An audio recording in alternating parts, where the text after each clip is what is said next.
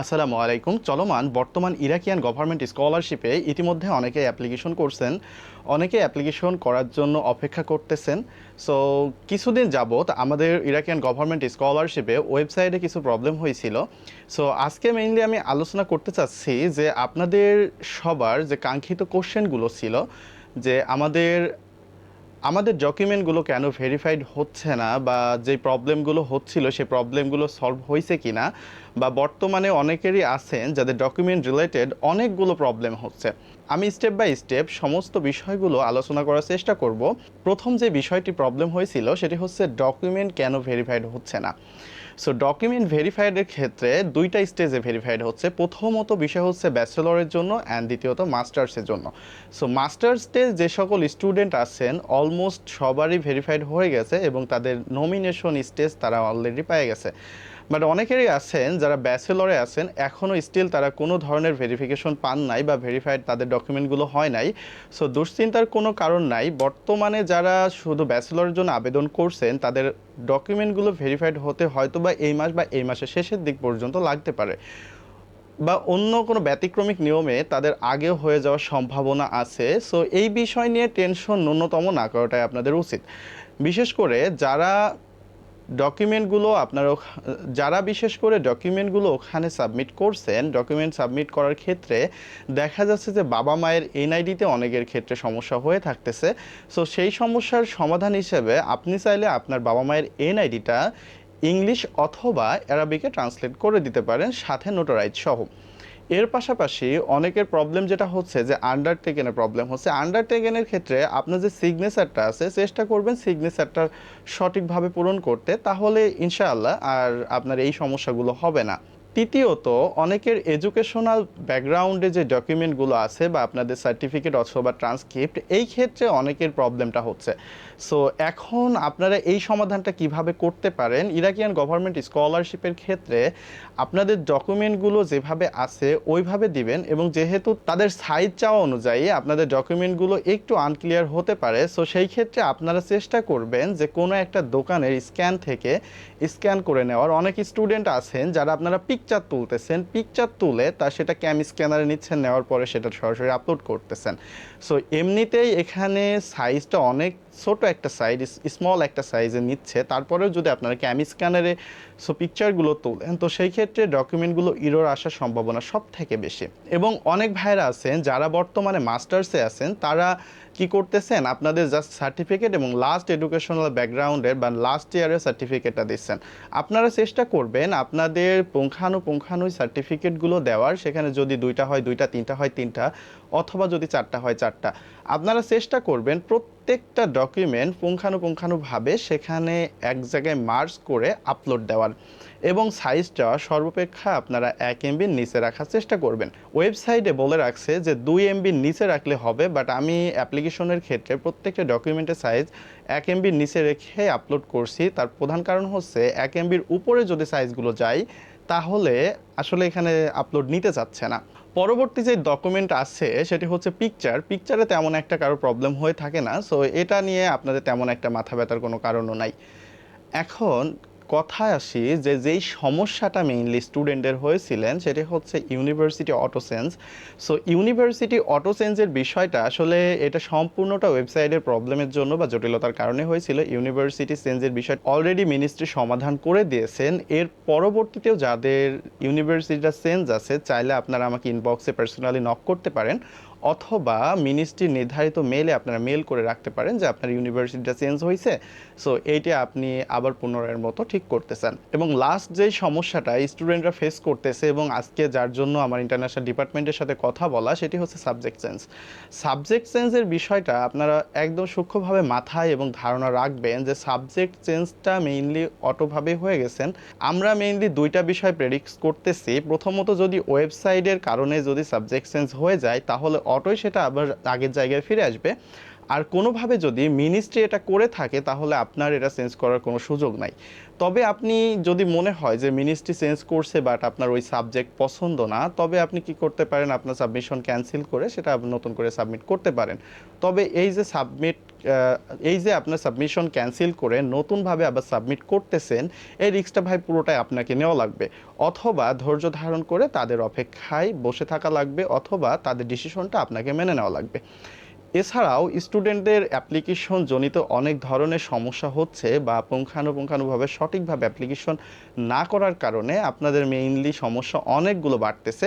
আমি আপনাদেরকে আবারও বলতেছি, আমাদের যে ফেসবুক গ্রুপ আছে, আমাদের যে হোয়াটসঅ্যাপ গ্রুপ আছে, আপনারা চাইলে আমাদের হোয়াটসঅ্যাপ গ্রুপে অ্যাড হয়ে থাকবেন, এবং অ্যাড হয়ে সমস্ত বিষয়গুলো কিভাবে কি করতেছেন, আপনাদের মতো অনেক স্টুডেন্ট আছেন যারা মেইনলি আপনাদের সাথে অ্যাপ্লিকেশন করছে, তাইলে তাদের সাথে আপনারা ওখান থেকে কোলাবোরেশন করতে পারেন, অথবা চাইলে আপনারা সরাসরি আমার ইনবক্সে নক দিতে পারেন। আমি চেষ্টা করব সর্বোচ্চ আপনাদের হেল্পটুকু করার। এর পাশাপাশি অনেক স্টুডেন্টের একটাই কোশ্চেন, যে কোশ্চেনটার কারণে আমি সত্য কথা বলতে কি ফেড আপ হয়ে গেছি, যে ভাই আমি তো মেডিকেল রিলেটেড সাবজেক্টে চয়েস দিয়েছি বা মেডিকেল রিলেটেড সাবজেক্ট চুজ করছি। অনেকেই আছেন যে আমার মতো মেডিকেল রিলেটেড সাবজেক্টেই চুজ করছে, বাট প্রবলেমটা কোথায়, তারও মার্কস আমার 100, তারও মার্কস হচ্ছে জিপিএ 5, আমারও মার্কস জিপিএ 5, তাহলে আমার এখানে চান্স পাওয়ার সম্ভাবনাটা মেইনলি কত পার্সেন্ট? সো এই বিষয়ে বলাটা খুবই কঠিন একটা ব্যাপার, বাট আমার অভিজ্ঞতা থেকে এটা পুরোটাই আমার নিজস্ব ধারণা। এখন এটা কোনো আবিধানিক বা বলতে পারেন যে ওয়েবসাইট থেকে আসছে বা ইউনিভার্সিটি থেকে আসছে বা মিনিস্ট্রি থেকে আসছে, এমন কোনো কিছু না। জাস্ট আমি আমার অভিজ্ঞতা থেকে আপনাদেরকে বলতেছি বিষয়টা কি হয়।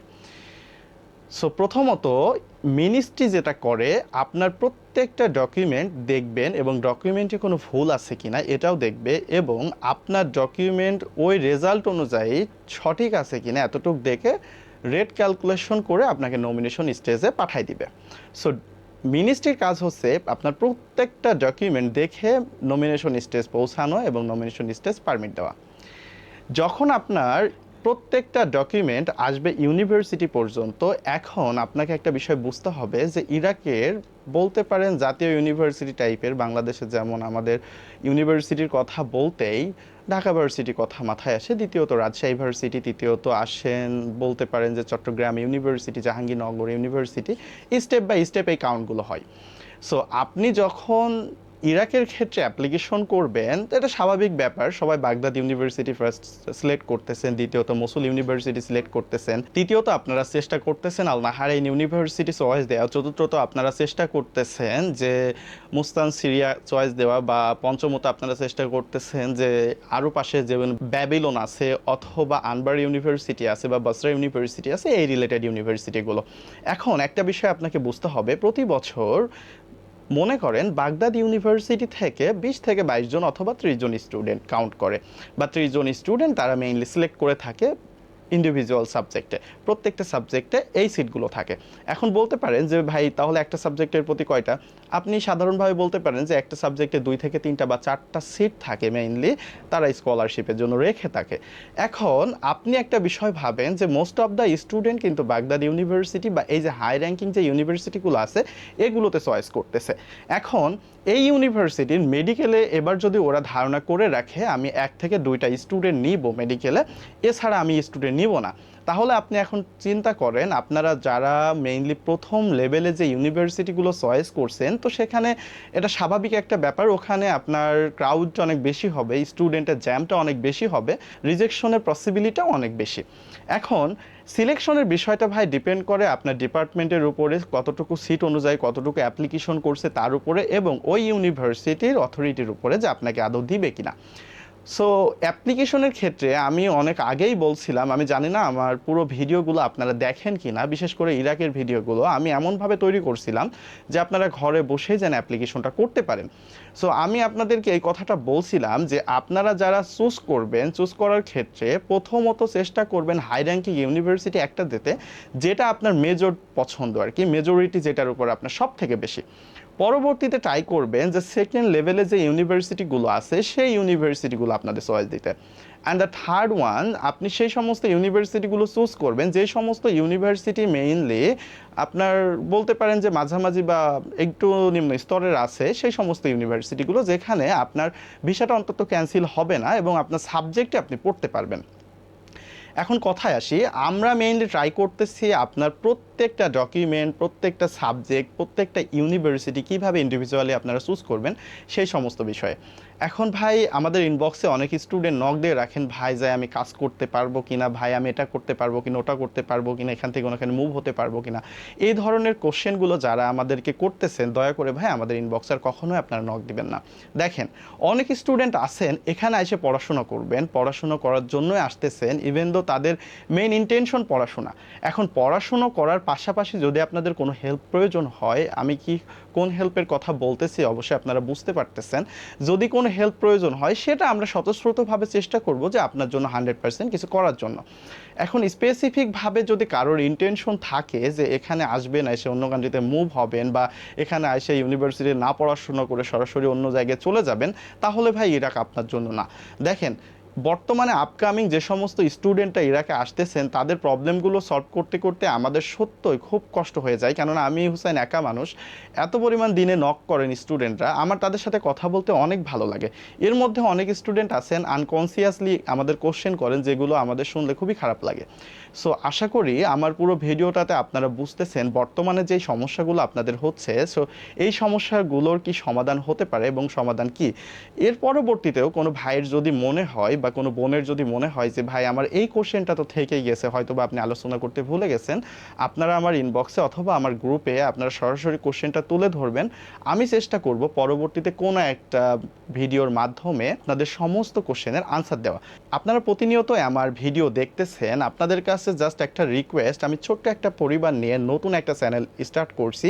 সো দয়া করে আমার চ্যানেলটি সাবস্ক্রাইব করবেন। আশা করি আমি চেষ্টা করব আপনাদের জানা অজানা প্রত্যেকটি তথ্য নিয়ে স্লাইডলি আলোচনা করা, এবং সেই সাথে যে সকল আপকামিং ইউনিভার্সিটিগুলো বা যে সকল আপকামিং স্কলারশিপগুলো আপনাদের বর্তমানে স্টুডেন্ট নেওয়ার প্রবণতা অনেক বেশি বা চলতেছে, সেই সমস্ত বিষয়ে আলোচনা করার। ভালো থাকবেন। সালামু আলাইকুম। আমি হুসাইন মাহমুদ।